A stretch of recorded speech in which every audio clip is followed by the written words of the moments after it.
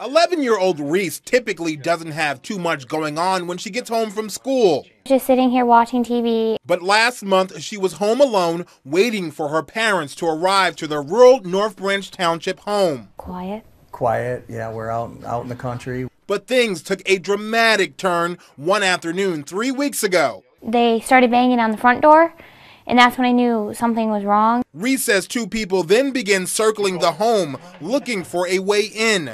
That's when she called her mom, who called her husband, who called police. They had moved to the back of the house, and they were beating really hard on the back door. And she said, "Oh my God, they're in the garage." The sheriff's office 20 minutes away, so Reese knew she had to spring into action.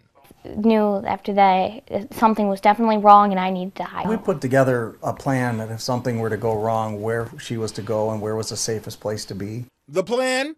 Grab a shotgun out of the safe and hide in the bathroom closet of the master bedroom. She had several locked doors, between her and them. But the would-be thieves kicked in the garage door and then busted open the door to the house. They kicked it completely off, which knocked off the upper panel. They then went through the bedroom and kicked down the bathroom door. I was crying. But when they got to the closet door, Reese held up the shotgun. I pointed it in his face, and they ran off as soon as I did it, and just a few minutes later, we heard that over one of the walkie-talkies that they had caught them. Reese caught a glimpse of the truck in the driveway and was able to give a description of the male suspect. James Wasson and Rhonda Stewart captured in a van similar to what Reese described in Imlay City half an hour later.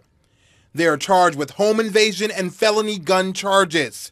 Police now investigating Wasson in connection with 25 home invasions across Lapeer County. It kind of feels good, but also like it's a good thing in a bad situation. It's a situation Steve didn't want to put his daughter in, but he says he needed a plan to protect her. I was always afraid something like that would happen, but I grew up 1 mile north of Detroit, and I was robbed several times at gunpoint. Steve says he understands the concerns people may have with having a gun in the home, but he points out it's locked up in a safe and his daughter has gun safety training. She has her hunter safety card.